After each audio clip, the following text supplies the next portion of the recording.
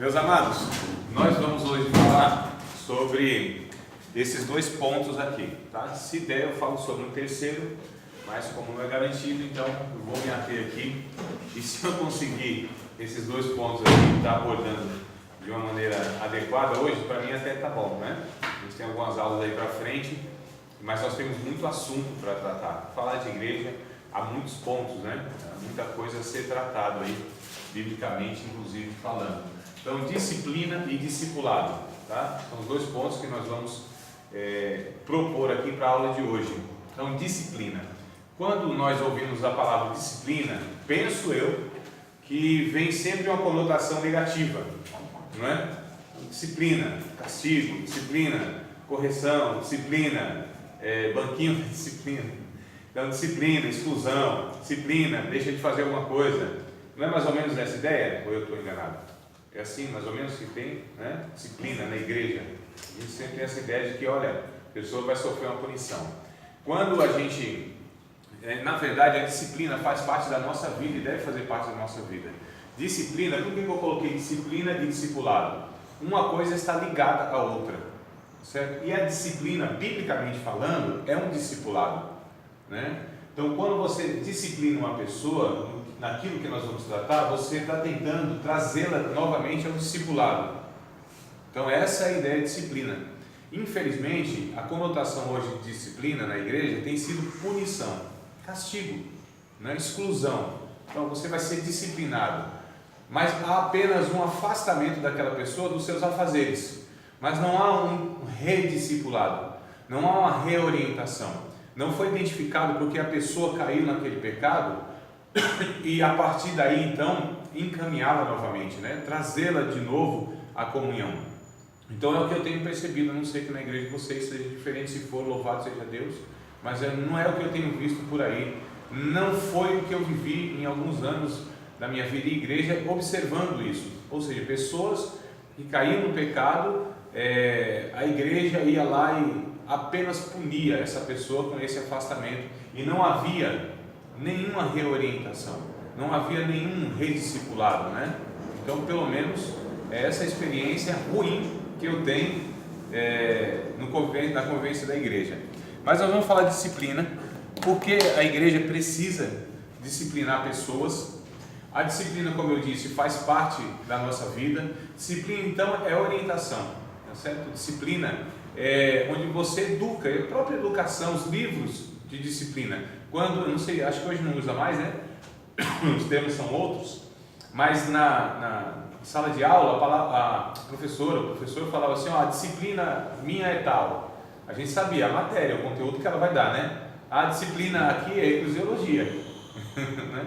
Ou seja, a matéria, o ensino que nós vamos dar é esse. Então, esse é o termo correto quando se fala de disciplina bíblica, ou seja, ensinamento, né? A gente falava culto de doutrina, mas deveria ser culto de disciplina, ou de discipulado, que é sinônimo, são sinônimos, não tem como falar de uma coisa e não falar da outra. Eu vou pegar dois textos bíblicos, capítulo de número 18 de Mateus, e depois 1 Coríntios capítulo 5. Esses dois textos, eles vão falar como que nós disciplinamos, como que se deve disciplinar uma pessoa na igreja. Então há passos, tá certo, amados? Há passos, né? Lógico, tem várias outras ocasiões, a gente vai tentar trabalhar o máximo de exemplos possível, né? E aí a gente vai ver o que a Bíblia orienta em cada caso, ou dentro dos casos que a gente conseguir tratar. E aí vai ter outros, muitos mais, e pelos princípios e pelos valores bíblicos, aí a gente tem recurso para, quando houver uma ocasião, a gente saber como proceder. 18, sim. Mateus capítulo 18, versículo de número 15, a partir do 15, né? Então, Mateus 18, versículo de número 15. Tem algum celular aí tocando, né? Se quiser pôr no silencioso, se quiser desligar, tirar a bateria, para não ter risco nenhum, né? Só para ele não tocar no meio da aula e eu ficar um pouquinho nervoso. Só para... Vai que a gente está inspirado naquele, né? Aquela eloquência, falando assim e tal, aí o celular toca e perde a inspiração. Coisa boa. Vamos lá, amados. Então diz assim o texto na minha versão: ora, se teu irmão pecar contra ti, vai, repreende-o entre ti e ele só. Se te ouvir, ganhaste teu irmão. Mas se não te ouvir, leva ainda contigo um ou dois, para que pela boca de 2 ou 3 testemunhas toda palavra seja confirmada. E se não as escutar, dize-o à igreja. E se também não escutar a igreja, considera-o como um gentil e publicano. Em verdade vos digo que tudo que ligardes na terra será ligado no céu, e tudo que desligardes na terra será desligado no céu. Também vos digo que se 2 de vós concordarem na terra acerca de qualquer coisa que pedir, isso lhe será feito por meu Pai que está nos céus. Porque onde estiverem 2 ou 3 reunidos em meu nome, aí estou eu no meio deles. Aí Pedro se aproxima e disse: Senhor, até quantas vezes pecará meu irmão contra mim e eu lhe perdoarei? Até 7. Jesus lhe disse: não, te digo que até 7, mas até 70 vezes 7. E tem gente ainda querendo fazer o cálculo, né, para ver quanto que isso dá, 490 vezes. Mas outro evangelista disse que é no dia. Acrescenta que Jesus disse 70 vezes 7 no dia. Então, se o irmão pecar contra mim 490 vezes em 24 horas, eu devo perdoá-lo ainda. Mas a questão não é nem de conta, né, irmão? É tantas quantas vezes for impossível. Aqui a Bíblia nos dá uma orientação de como nós devemos tratar então essa questão de disciplina. Bom, a questão é pessoal, a questão diz respeito a uma pessoa contra outra pessoa. Então essa pessoa ofendida, essa pessoa que foi de alguma maneira prejudicada, deve ir até a outra pessoa, não é? E repreendê-la, e corrigi-la, e exortá-la. Se essa pessoa ouviu, se ali foi resolvido o caso, amados, morreu por ali, não se deve passar adiante, né? Nem para a liderança, nem para pastor, nem para ninguém, se aquilo foi resolvido. É isso que a Bíblia recomenda, né? Então a gente deve evitar qualquer... Porque assim, amados, a gente às vezes fala assim, não, a gente vai falar de discipulado, crescimento e tal, essas coisas todas. Nem tudo que cresce evolui, isso automaticamente é evidência da ação do Espírito Santo, porque briga também evolui, contenda também evolui, não é? Câncer também é algo que é uma célula que evolui, é uma célula que cresce demasiadamente. Então esse negócio de evolução, de crescimento, nem sempre é uma evidência. Quando a pessoa morre, escreve lá no prontuário, né? O óbito lá, evoluiu para o óbito. Então, esse negócio de evolução, de crescimento, passar adiante, essas coisas a gente tem que ter muita cautela no que concerne a relações e a discórdia, porque quanto menos pessoa envolver é melhor. Quanto menos pessoas souber isso não é uma questão de não vamos camuflar as coisas aqui, esconder. A questão é para que isso não possa se multiplicar, porque diz o texto lá de Hebreus capítulo de número 12, me parece que é verso 15 ou 16, se irmãos puderem me ajudar aí na referência, 12, 15 ou 16 de Hebreus. Pessoal, o texto começa: se teu irmão pecar contra ti. Exato. Né? E no final, você vê que Pedro fala: se alguém me pecar contra mim. Isso. Então, não seria algo, vamos dizer, terreno? Não, eu primeiro quero mostrar esses passos, né, essas dimensões, eu, coletividade, igreja. Aí depois a gente vai vendo de fato o que pode ser essas ofensas e tudo mais. A gente vai chegar aí. 12? Isso, de Hebreus. Eu acho que é o verso 15 ou 16. A gente chega nesses pontos aí, irmão Antônio. Vai dar um pouquinho. É o 15 ou 16 que vai dizer assim, os irmãos me ajudem aí, eu estou puxando na memória aqui, que a gente, como Isaú, exemplo é de Isaú, né? Nós não devemos, no caso, guardar no coração nenhuma raiz de amargura. É o 15 ou 16? 15. Isso, para que a gente não seja privado da graça de Deus, né? Essa raiz de amargura contamina a muitos, é o que diz o texto bíblico. Leia, por favor, irmão Antônio, se puder, tem engatilhado. Tendo cuidado de que ninguém se prive da graça de Deus e de que nenhuma raiz de amargura brotando vos perturbe, e por ela muitos se contaminem. e ninguém seja fornicador ou profano como Esaú. Isso. Então, olha só, amados, o que a Bíblia nos alerta aí?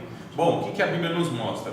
Que é possível que a tristeza, a ofensa de uma pessoa, a indignação possa passar para outras pessoas, né? Quantas vezes uma pessoa conta uma coisa para outra e a outra fica às vezes mais indignada do que ela, e aí quer tomar as dores, satisfação e tudo mais.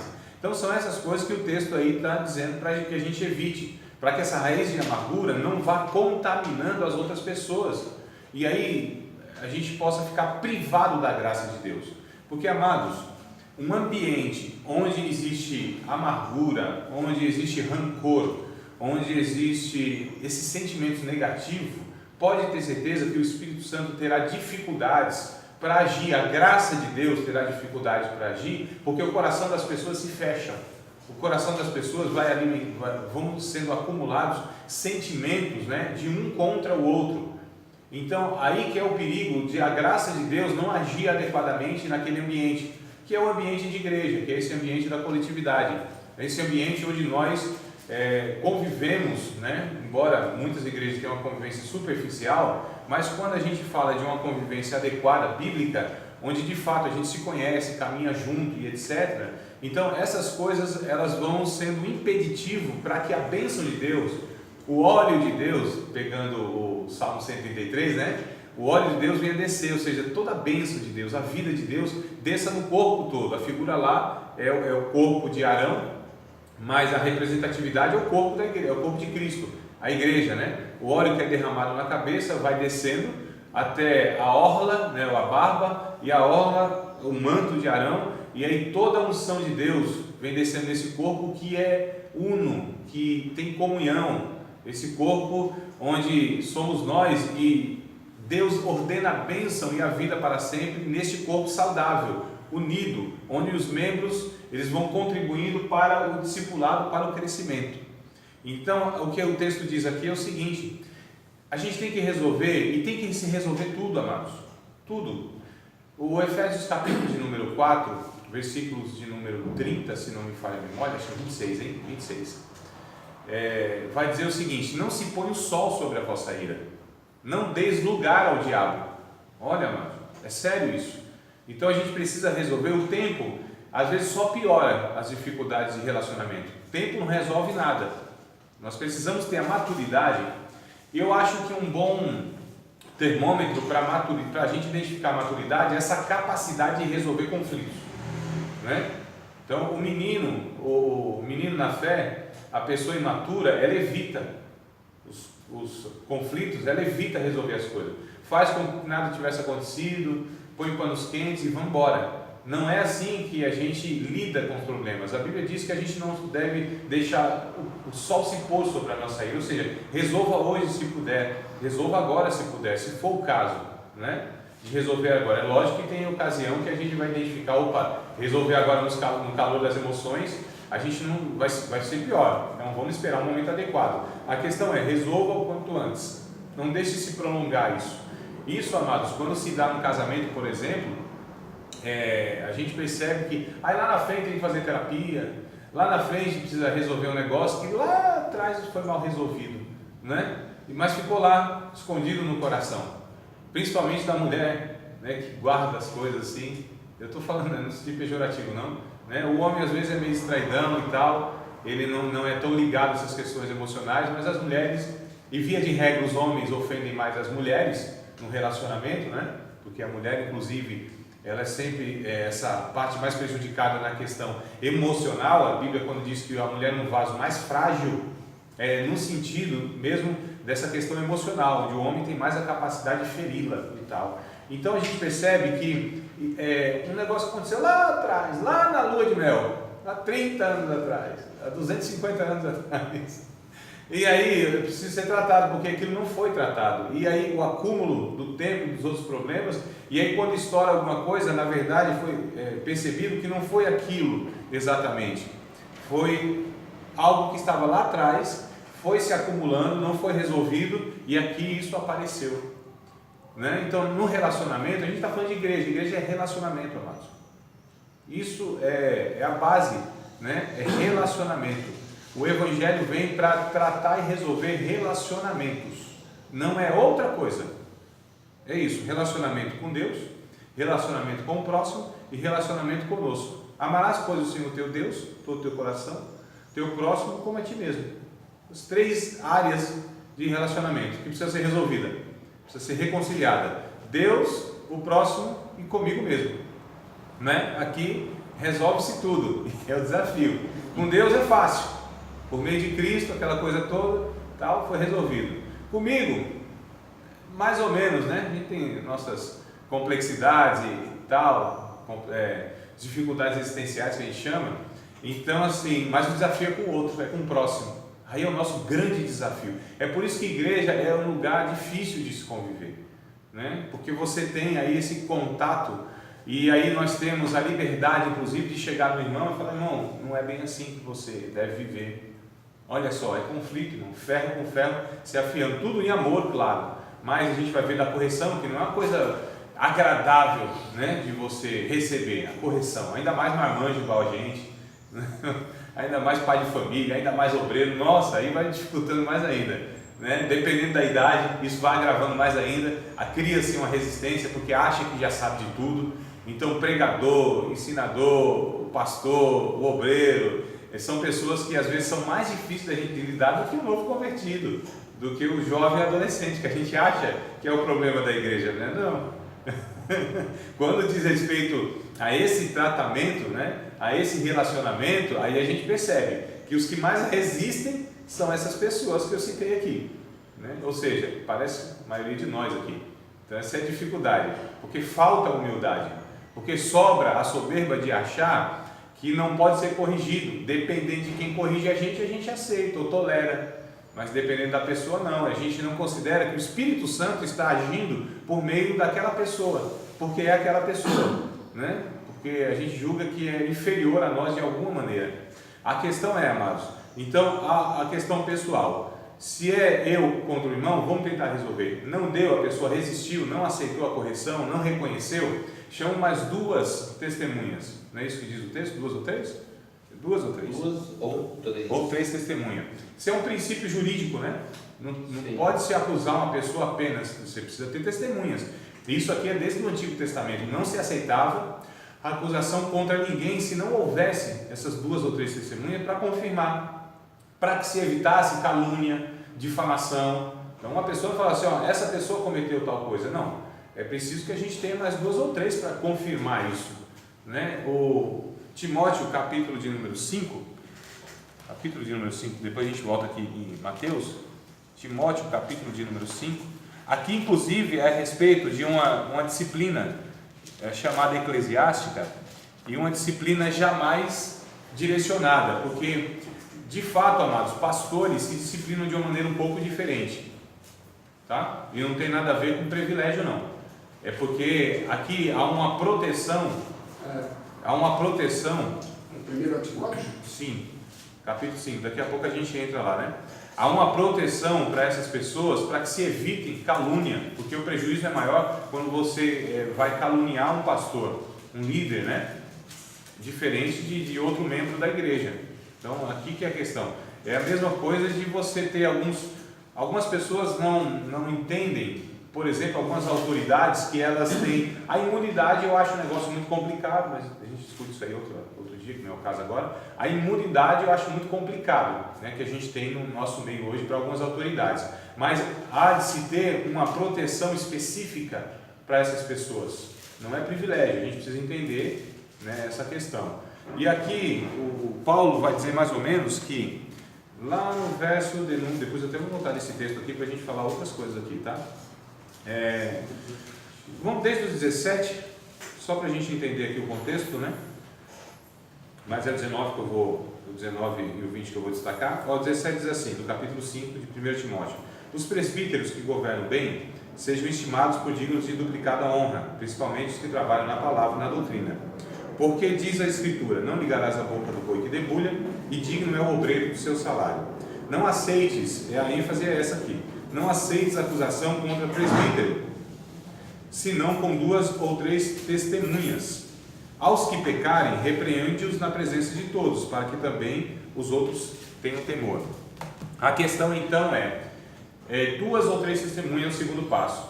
A pessoa que conseguiu ganhar ela, né, pessoalmente, ótimo. Não conseguiu, 2 ou 3 testemunhas. Essa pessoa ainda resiste, não quer reconhecer, não quer reparar o erro, não quer se retratar. Então comunica isso à igreja. Olha só, amado, é o terceiro passo em você expor a pessoa. Não é o primeiro, não é o segundo.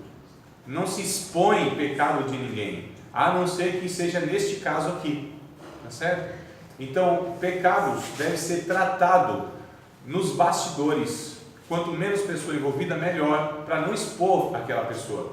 Eu já presenciei, amados, e eu sei, bom, hoje ainda deve ter aí, né? Graças a Deus eu presenciei mais, mas é assim, a pessoa pecava e aí ela era disciplinada, e quando era para ser reconciliada a comunhão da igreja, administrativamente falando, ela era exposta na frente. E ela confessava o pecado, pedia perdão para a igreja e a igreja perdoava. Era uma coisa desnecessária, né? Desse tempo aí, né? Então, algo assim vexatório, né? Algo desnecessário mesmo. Então, a Bíblia não recomenda isso, pelo contrário, a Bíblia recomenda que isso não seja feito, só seja feito no último caso, onde essa pessoa não quer se retratar, não quer reconhecer, porque há um corpo a ser preservado. Essa que é a questão, né? Há um corpo a ser preservado, a gente vai ver isso em 1 Coríntios 5 daqui a pouco, mas só para a gente entender os passos aqui. Então, pessoalmente, a gente vai e não consegue, leva 2 ou 3 que não consegue, expõe a igreja. Se essa pessoa assim ainda resiste à disciplina do corpo de Cristo, da igreja, aí a gente deve falar, ó, felizmente você não quer a comunhão. Então a gente considera essa pessoa como não irmão. Isso não quer dizer que nós não vamos continuar orando por essa pessoa. Isso não quer dizer que a gente não vai continuar tentar reconciliar essa pessoa com o corpo de Cristo, só que a gente a desconsidera como irmão, porque quer viver no pecado, tá certo? Não quer tratar aquilo, e aí possivelmente irá escandalizar o nome de Cristo, quando a pessoa vive em um pecado que ela não quer abandonar. Isso é algo explícito. Então a gente precisa entender um todo aqui, tá certo, amado? Então, partindo daqui só para os princípios. A questão da ofensa que ofensa é? Todo tipo de ofensa, né? Perguntou se era pessoal, alguma coisa assim, terreno? É ofensa, ofensa é ofensa. Se eu fui lá e ofendi meu irmão, é ofensa. Eu não entendi assim, qual a colocação, a dúvida, irmão Tolice, para a gente tentar trabalhar na ideia. Não, aqui vamos dizer, é pecado de um irmão contra outro irmão. Uhum. Não seria um pecado contra Deus, vamos dizer assim, nesse sentido. Entendeu? Não é uma ofensa. Vamos supor assim, como existia no passado, fica mais fácil buscar o passado. A pessoa ficou 3 meses sem cear. Né? Então, aí, vamos dizer, não seria um pecado contra um irmão, seria um pecado contra Deus, vamos dizer assim. Olha, é isso que eu quero dizer. Sim, todo pecado, sem exceção nenhuma. Todo o pecado que se comete, primeiro é contra Deus. Todo. Eu fui lá e matei uma pessoa, matei um irmão, difícil matar irmão, né? Matei uma pessoa, vou pegar aqui um extremo, né, irmão? Você é crente, difícil cometer um pecado desse, né? Pelo menos efetivamente, executar, né? Se mata de outras formas. Mas assim, eu fui lá e matei, prejudiquei o irmão, agredi o irmão, xinguei o irmão, lesei o irmão no negócio, sabe? Então, o que eu fiz? Eu pequei contra Deus primeiro. O pecado foi contra a lei de Deus. Agredi, transgredi a lei de Deus, mesmo sendo direto com uma pessoa. Então, todo pecado, sem exceção, ele atinge primeiro Deus. Depois é que atinge a pessoa. Eu estou falando no âmbito espiritual, no sentido bíblico. Então, todo pecado cometido, primeiro, irmão, ofende Deus. Olha só.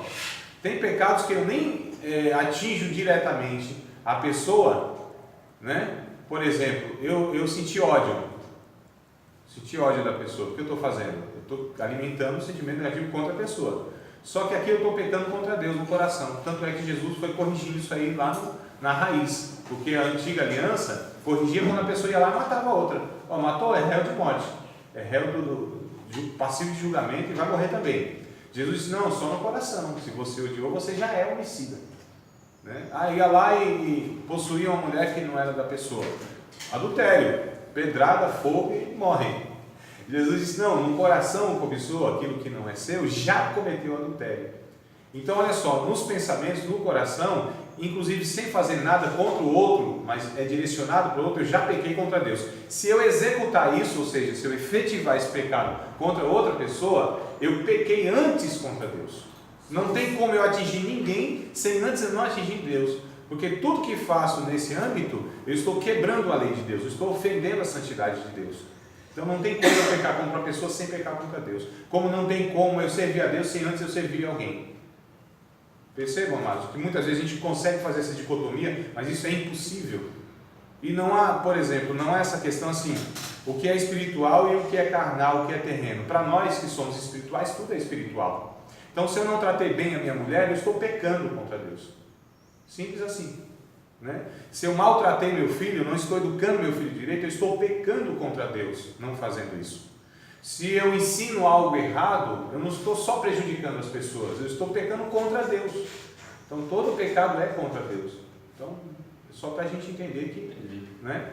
Aí o que a gente precisa ver direito? A gente vai falar de ceia, de toda essa questão de disciplina, né? Porque disciplina, a pessoa fica lá também afastada, não come e tal, o pão e o cálice lá, mas a gente vai tratar disso também hoje, se Deus quiser.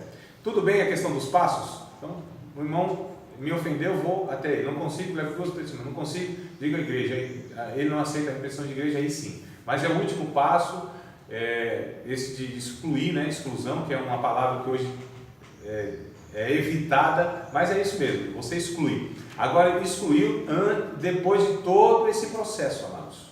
E mesmo na exclusão, nós continuamos tentando resgatar esse irmão, essa pessoa. Não considero mais, mas como um pecador agora, um publicano, eu vou tentar trazer novamente a Cristo. Parece um negócio... Mas hoje não tem exclusão. Não tem, né? Estão acabando isso aí? Você já viu? Sim. Não, tá rareando aí. Não, a palavra já por conta dos processos, né? Então, por conta dos processos que muitas igrejas vêm sofrendo, então essa palavra exclusão, eles estão... mas na prática fazem isso, né? Na prática isso é uma realidade. Só por conta mesmo de não levar para o tribunal e ter aquilo lá. Mas assim, na prática é a mesma coisa. Vamos para o 1 Coríntios, capítulo de número 5. 1 Coríntios, então, questão da disciplina, seus passos. E hoje na área jurídica, por fato, acontecimento, o máximo é 3 testemunhas também, como aqui. Não, o princípio. O princípio chegou. O senhor que conhece infinitamente melhor do que eu a área aí, que é a sua profissão, sabe que, e aliás, quando estuda direito na faculdade, né, você vai estudar o direito romano. É isso, é a base do direito hoje, é o direito romano.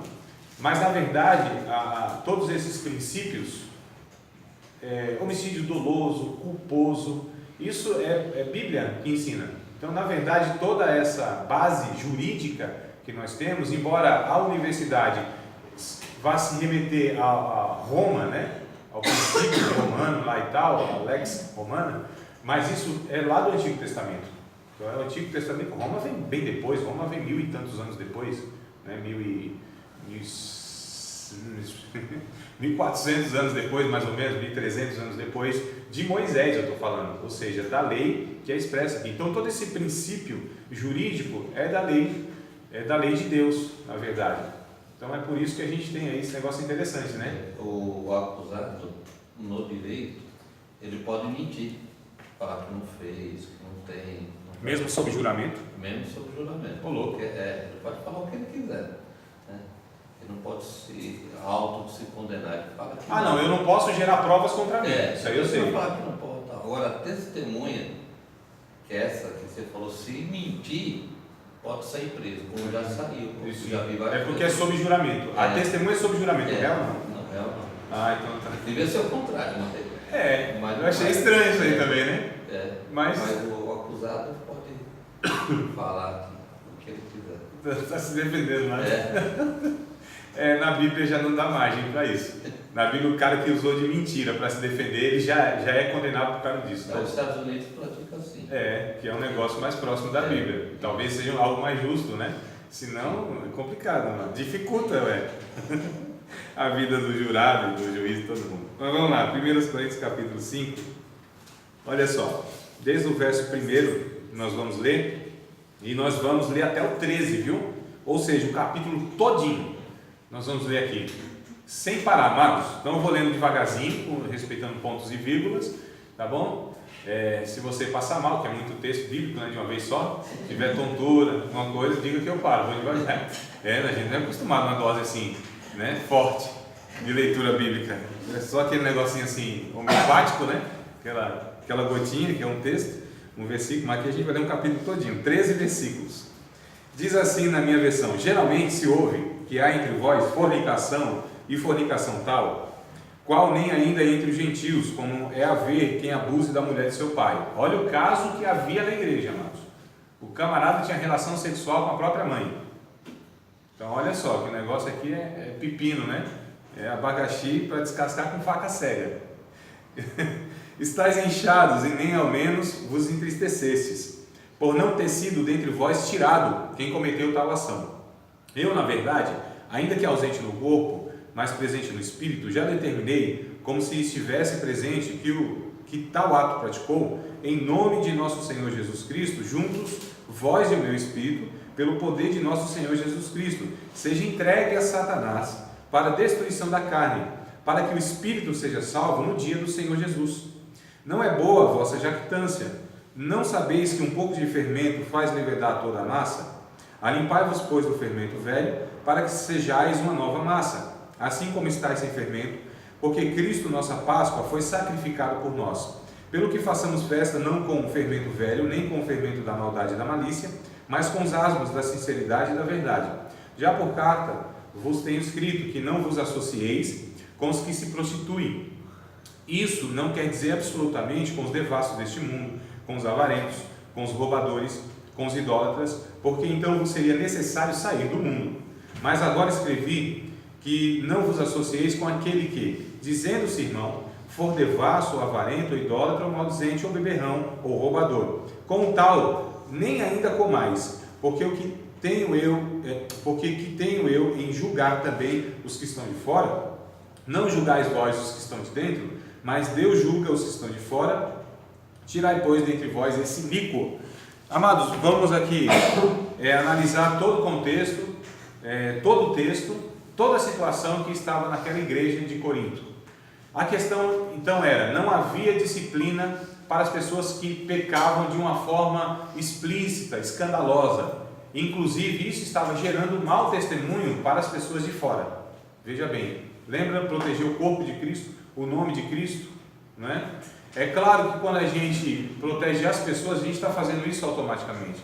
Mas quando um membro, ele prejudica toda a vitalidade do corpo, são fortes essas palavras, mas é exatamente isso. Deve ser amputado. Não é isso que a gente faz no corpo, irmão?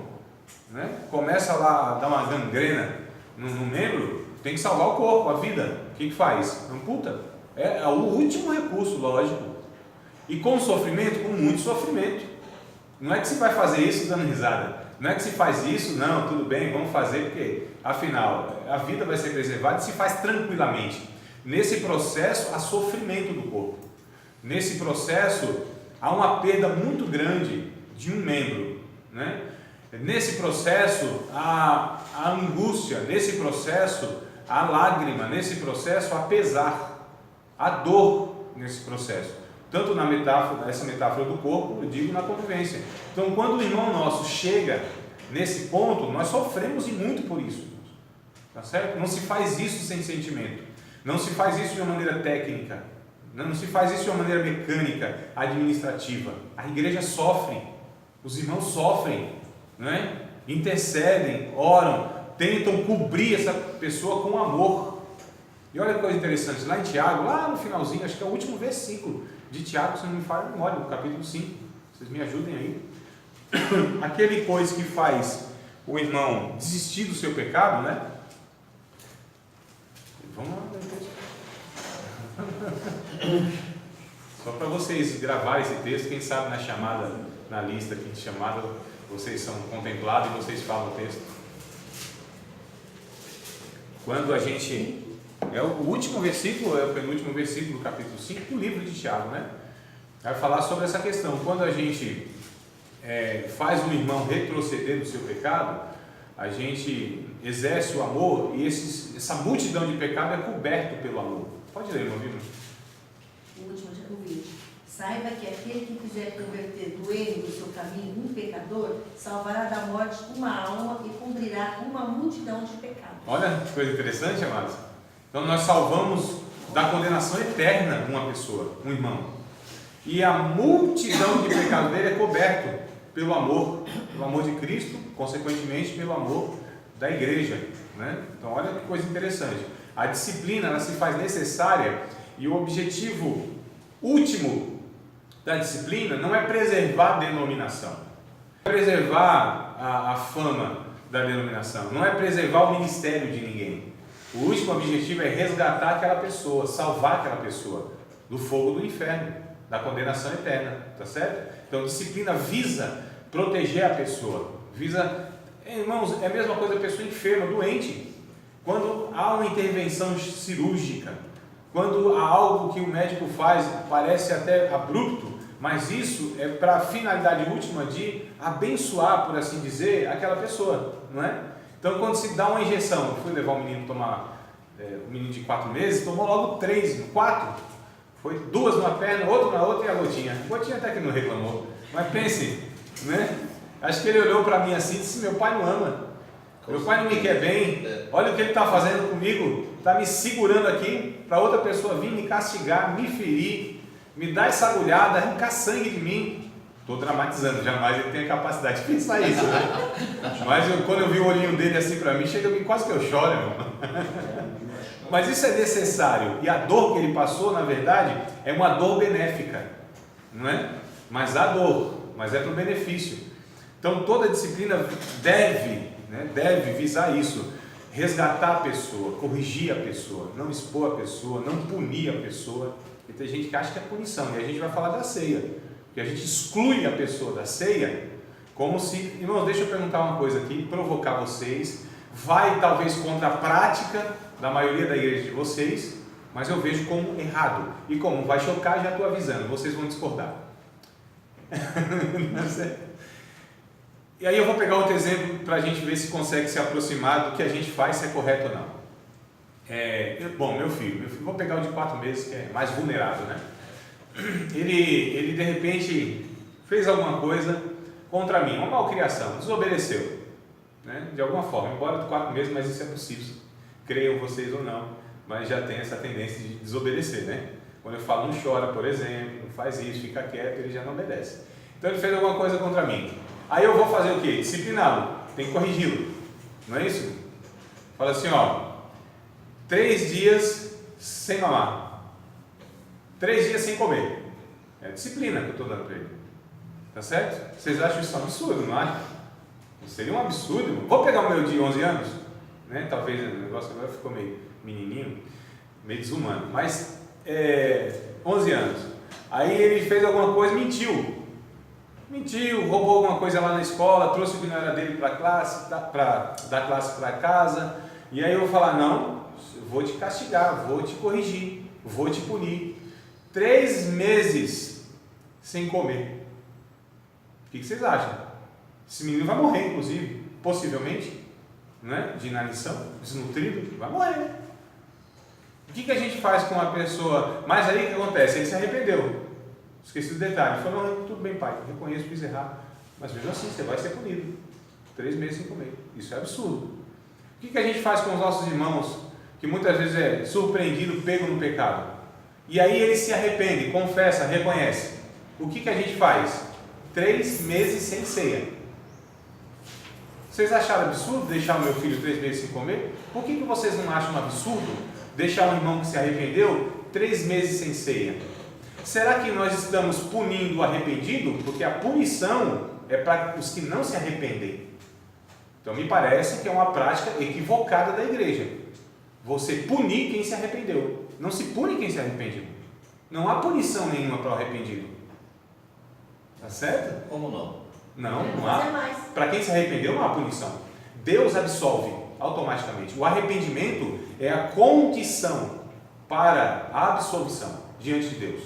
Nós punimos porque nós não compreendemos que é necessário apenas e só apenas o arrependimento para que Deus perdoe. E se Deus perdoou, e se a ceia é do Senhor, quem é que está proibindo isso? Porque Deus não proibiu, se ele se arrependeu. Quem está proibindo? Nós.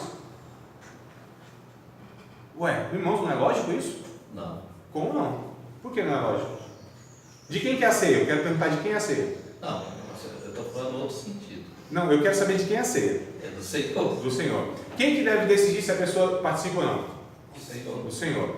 Se Deus exige que a pessoa se arrependa para que participe da ceia, se a pessoa se arrependeu, Senhor, imediatamente. então pronto. A questão é que a gente está entrando em jurisdição que não é nossa. A gente está punindo quem Deus já perdoou. E quando não há o arrependimento da parte? Aí é a punição. Isso que eu estou falando. A gente pune quem se arrependeu na maioria das vezes. Agora, para o teimoso, para o quanto mais pecador, para a pessoa que não se arrepende, aí falou, opa, não. Aí é para a proteção dela. Aí ela está participando indignamente do corpo do Senhor. Aí sim, vai ser um prejuízo para ela. Então, para a pessoa que não se arrepende, nós exercemos a punição, para ver se com essa punição, a consequência da punição, ela cai em si e se arrepende. Mas o que eu observo é para a maioria das pessoas confessar o pecado, reconhecê-lo. Não, me ajuda. Aí a gente fala, não, vai ficar excluído. É um negócio que eu vejo estranho. Como você está dizendo, seria assim, se a pessoa fez uma coisa errada na igreja, aí naquele erro... Não, na igreja não, na vida, pecou. Na vida, Vamos tirar esse negócio de igreja, Isso. é na vida. Ela fez um negócio errado lá na igreja. Na vida. Eu gravo Sim. essas coisas. Aí ela vai lá e confessa. Isso. Fala, pastor... Abandonou o pecado, inclusive.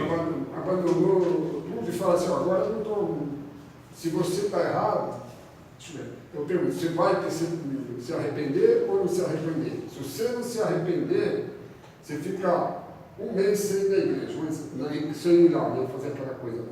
E se ela se arrepender, aí você fala para ela, pode vir fazer tudo que você já se arrependeu e você não vai cometer o mesmo erro, né? Você é esse. Mais ou menos, vamos ver aqui, ó. Amados, eu quero saber a nossa prática hoje. É isso. Porque a questão é essa, quando a gente tem uma prática, uma tradição na igreja, quando a gente ouve algo contrário, é por isso que eu falei, vocês vão discordar, não é surpresa para mim. Agora eu quero que vocês pensem, eu quero que vocês estejam dispostos a repensar aquilo que é feito há muito tempo.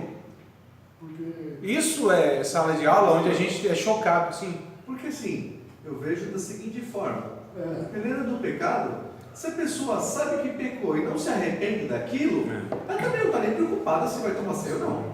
Para ela vai ser indiferente, sim ou não. Sim, então, é por isso que eu estou tratando o caso que eu estou tratando é o seguinte, amados, que é o que eu observo na grande maioria das vezes. A punição, a exclusão das atividades, a exclusão da ceia é para pessoas que se arrependeram. Aqui é o ponto que eu estou colocando. Então nós estamos punindo gente que já se arrependeu. Vocês acham isso correto? Mas, pastor, o senhor está dizendo o seguinte, por isso que eu fiz aquela pergunta, eu entendi sua resposta, mas se você pecar contra um irmão, é diferente de você pecar contra Deus. Qual a diferença, Montanha? Não, porque eu quero dizer o seguinte, quando você comete um pecado contra o irmão, há algumas consequências daquele ato, que não é só um perdão. É isso que eu quero colocar assim. Por exemplo, a pessoa chega lá, rouba a casa do irmão. Aí o irmão reconhece e fala, pô, irmão, nós congregamos juntos. Mas só que o irmão fez querer, eu não sabia que era você, rapaz. Aí levou dinheiro ou qualquer outro bem daquele irmão. Pô, irmão, me perdoa. Deve ser restituído. Deve ser restituído. Então, há uma consequência, essa restituição há uma consequência. Então, quando eu falo o seguinte, quando há um pecado dentro da igreja contra o irmão, como diz aqui, você tem que levar testemunha ao arrependimento. Quando a gente fala a palavra arrependimento, não é só interno, há uma restituição. Um certo de fatores. Por exemplo, o irmão, sempre se ouve lá no meu escritório, o irmão pegou o carro de outro, vendeu e não pagou. Ô irmão, me desculpe, irmão. Não é assim. A questão jurídica é uma coisa. A questão, né? Não estamos jurídica, eu estou dizendo assim. sim. A consequência Não, contra claro. o irmão. Agora, a consequência seria essa consequência. Eu prejudiquei outro irmão. O que eu devo fazer? Restituí-lo. Isso é certo. Sim. Voltar e A restituição, aqui é eu, irmão, preciso restituí-lo. Eu estou falando no corpo. Eu estou falando da pessoa participar do corpo, que é a ceia, que não tem nada a ver com eu e você nesse sentido. Eu te prejudiquei, devo restituir. Sim. E o caso aqui a gente está colocando como um caso extremo, que não é na maioria que acontece. Eu estou pegando um cotidiano. Há casos específicos que a gente vai tratar como específico. Há exceções que a gente vai tratar como exceções. Eu estou trazendo uma regra basicamente geral e mais comum da igreja, que acontece. A pessoa caiu no pecado. Sim. Aí fala, irmão, perdoa. Está perdoado. Independente. É isso que a Bíblia ensina. Tá... Veja bem, por exemplo, eu fui lá e te assaltei. Não, vamos pegar um negócio mais... muito esdrúxulo, né? Falei mal de você, meu irmão. Falei mal. Falou, pastor Antônio, assim, assado e tal. E, né, falou, irmão, você fez isso, falou de mim, assim. Ele falou para outra pessoa. Ele claro. chega em mim e fala, irmão, me desculpa. Aí falou, irmão, me perdoa. Falou, irmão, tá perdoado. Acabou. Acabou.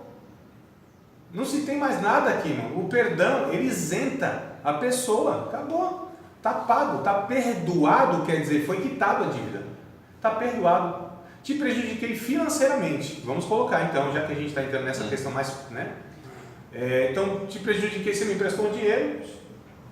Não tem condição de te pagar, não vou te pagar, então não está perdoado. Acabou. Não tem dívida. A questão nossa, muitas vezes... Oi? Não empresta mais. Não é isso. É claro que é. Não empresto mais. Eu vou emprestar de novo? Não vou. Por que eu não vou emprestar de novo? Não é para eu sofrer o prejuízo. É para que eu não alimente a má conduta desse irmão. As perspectivas aqui que a gente precisa saber qual é que está sendo tomada. Porque geralmente a gente sempre quer se proteger, amados. A ideia da disciplina bíblica, a ideia do perdão é para proteger o coletivo e nunca o individual. Paulo ele vai dizer aqui no capítulo de número 6, de 1 aos Coríntios, vai lidar com isso. Inclusive com essa ocasião, vamos ler o texto? Bora lá? Amados, vamos ver aqui porque o texto continua, né? A conversa aqui, ó. Tem aqui o título da minha Bíblia, diz assim: Paulo censura o litígio entre os irmãos. Vamos lá, irmãos. Capítulo 6, verso 1. Nós lemos o capítulo 5 todo, eu vou voltar nele, inclusive. Voltar nele e a gente depois vai discutindo essa questão aí. Ousa algum de vós, tendo algum negócio contra o outro, ir a juízo perante os injustos e não perante os santos? Não sabeis vós que os santos hão de julgar o mundo? Ora, se o mundo deve ser julgado por vós, sois porventura indignos de julgar as coisas mínimas? Não sabeis vós que havemos de julgar os anjos? Quanto mais as coisas pertencentes a esta vida. Então, se tiverdes negócios em juízo pertencentes a esta vida, pontes na cadeira aos que são de menos estima na igreja? Para vos envergonhar o digo, não há, pois, entre vós sábios, nem mesmo um que possa julgar entre seus irmãos? Mas o irmão vai a juízo contra o irmão, e isso perante infiéis. Olha só, amados. Na verdade, é já realmente uma falta entre vós, terdes demandas uns contra os outros. Já está errado por aí. Por que não sofreis antes a injustiça? Por que não sofreis antes o dano? Olha só. Mas vós mesmos fazeis a injustiça e fazeis o dano. E isso aos irmãos. O que o texto é muito claro aqui. Paulo está dizendo: vocês têm alguma questão, seja de negócio, seja de negócio mesmo. Vendi uma Brasília 6-0 para o irmão. O irmão me deu um cheque escatológico. Breve voltará. Né? Não, mas a Brasília estava maquiada. Você me vendeu um negócio que não é aquela contenda toda, aquela briga toda. O que Paulo está recomendando no capítulo 6? A igreja deve haver pessoas com maturidade suficiente para resolver isso. Tá certo? Quando isso é levado a infiéis, a ímpios, a tribunal, aqui Paulo está dizendo: vocês estão errados, vocês não têm uma pessoa sábia para resolver isso aí. É o que diz o texto claramente, amados. Vocês vão julgar os anjos, vocês vão julgar o mundo, vocês não têm condição de julgar uma causa mínima dessa, pertencente a esta vida. Percebam então? A questão é: se há uma demanda, há um conflito, há um litígio na igreja, um perdoa o outro, acabou por aí, amados. E se essa pessoa não pode restituir? Acabou, perdão é perdão. Perdão é cancelamento da dívida. Eu não estou falando de questão trabalhista, eu não estou falando de negócio mesmo, transação comercial, não é isso que eu estou dizendo. Eu estou dizendo daquilo que pertence ao convívio da igreja, a irmãos da igreja, que convivem em uma comunidade. Tranquilo isso, claro isso? Ou tem mais alguma questão? A gente vai pontuar. Sabe, porque o que você estava dizendo antes, que ele estava comentando, está escrito no Antigo Testamento, que Moisés, foi a lei de que Moisés, se a pessoa rouba 10 ovelhas de uma pessoa, a pessoa tem que ir lá devolver 10 ovelhas. Isso aí que está dizendo. A restituição, claro. Material. Sim. Agora, você está explicando a parte espiritual, que a gente tem que perdoar do fundo do coração da gente, de falar não e não. Porque a pessoa às vezes chega a gente já fica com aquilo na cabeça 50 anos. A questão é a seguinte, o que eu comecei a falar e a gente chegou nesse ponto, é que eu falei de ceia, irmãos. Isso. Ceia. Então ceia está falando do corpo, da coletividade. Se o irmão se arrependeu, o que é arrependimento, amados? Não continuar fazendo aquilo. Não fala mais. Interromper o processo. Se arrependeu. Se a pessoa se arrependeu, não pratica o pecado, reconheceu aquilo, automaticamente essa pessoa está diante de Deus absolvida. Não é? E aí por que a minha pergunta? Mesmo essa pessoa, estou falando para os arrependidos. Esse é o ponto que eu coloquei. Não coloquei os outros que não se arrependem. Minha fala foi essa. Aos arrependidos, aos irmãos que reconhecem que pecaram. Por que nós excluímos essas pessoas da comunhão do corpo de Cristo, da ceia? Por que isso? Tem sentido, amados? Não. Por que nós fazemos isso? Vocês percebem que tem alguma coisa errada então? Na prática, não é pedagógica? Não é corretiva? Não é terapêutica? É apenas punitiva administrativamente? E eu não vejo essa ação biblicamente autorizada. Você está falando, está levando a ceia na parte material, não parte espiritual, né? A questão, irmãos, é isso.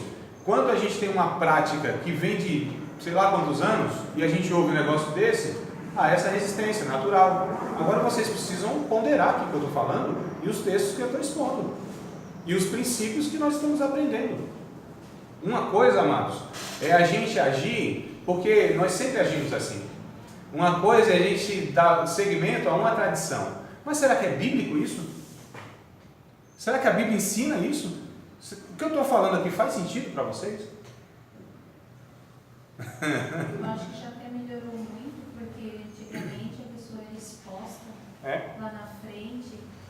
Eu penso que a pessoa não tem que ser assim, afastada da Santa Ceia por qualquer coisa. Eu acho que isso é um perigo para a pessoa sair até dos caminhos do Senhor. Mas não é uma prática nossa? É uma prática nossa. É esse ponto que eu estou questionando tem aqui. que ser bem avaliado,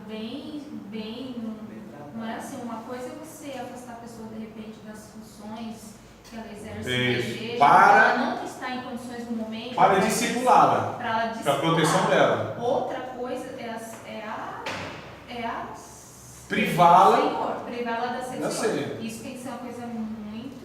Esse é o ponto que eu estou colocando aqui. Eu penso assim. Né? Isso. Mas Antônio, só para você perder um pouquinho o conteúdo aqui, eu estou querendo deixar de lado essas questões, porque o que eu estou tratando a princípio foi ceia. Ceia, né? Quando a gente priva essa pessoa da ceia, é essa pessoa que se arrependeu, amados. Então, se ela se arrependeu, se ela reconheceu o pecado, nós privarmos ela da ceia, que é essa prática nossa de convivência, onde a gente celebra a comunhão, a salvação, isso é sem sentido para mim. Mas por que a gente às vezes tem essa dificuldade? E está tendo agora? Porque é uma prática da igreja, porque é uma tradição da igreja. Entre outras coisas que nós vamos discutir nesse curso, vai contra a prática e a tradição da igreja. Agora eu pergunto, toda a prática e toda a tradição que a igreja tem hoje, ela é bíblica, ela é correta? Então nós vamos ter um choque aqui. Agora é preciso vocês dobrarem o joelho, se debruçar diante da Bíblia e dizer: Senhor, é assim mesmo? Ou eu estou preso à tradição da minha igreja? Ou eu estou condicionado àquilo que me foi ensinado? Porque se nós não estamos aqui na disposição de repensar, reorganizar, ressignificar, reler a Bíblia, então a gente só vai vir para confirmar aquilo que a gente já sabe e concorda. E aí não tem sentido. Não tem sentido, amado. Né? Aqui nós estamos vindo para justamente estar disposto àquilo que a gente tem por certo, talvez não seja o certo. Com certeza. Né? Então, por exemplo, aqui é uma tradição muito forte, é uma prática nossa, é automático isso. Você pecou em 3 meses, se é obreiro 1 ano, privado da ceia, eu estou falando ceia, estou pegando uma coisa bem específica aqui. E uma ocasião e a pessoa que se arrependeu, então é tudo muito específico que eu estou colocando aqui. Há outros casos, como eu disse, são pontuais e a gente trata de outra forma. Eu estou colocando um caso, e esse caso que é mais comum na igreja, e é isso que eu estou combatendo aqui. Que na minha opinião isso está equivocado, porque não se está tratando de ninguém, só está punindo uma pessoa, excluindo ela. Inclusive, geralmente o que eu percebo é quando se pune, quando se exclui, deixa lá, ninguém discipula, ninguém acompanha o período, por exemplo, que fica essa pessoa excluída, ninguém vai lá orar com ela, ninguém vai lá ler a Bíblia com ela, ninguém vai saber o porquê essa pessoa, o que levou ela a cair nesse pecado e ajudá-la de novo, trazê-la ao discipulado. Então, amados, nós estamos agindo religiosamente como instrumento de punição, apenas para proteger talvez o ministério, a denominação, mas a pessoa é um detalhe. E quem somos nós para punir, né? Então, mas nós fazemos isso. Sim, amado. Uma questão. Fugindo da questão do pecado e fugindo da questão de ceia.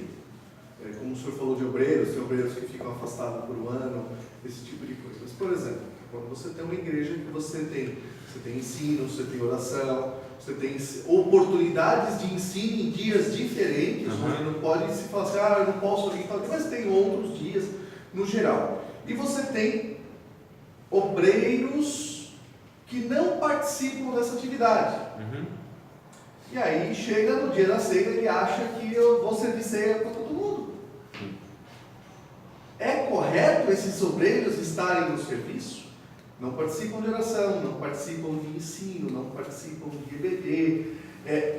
Sei que isso é uma visão particular de cada igreja. Lógico, tem os casos, tem as exceções, tem as análises gerais. Na opinião do pastor. Tá, a gente vai ver o que a Bíblia... É correto ele estar no serviço? A gente vai ver o que é a Bíblia, né? Porque assim, amado, eu sei que tem lá, igreja, elas tratam caso em caso,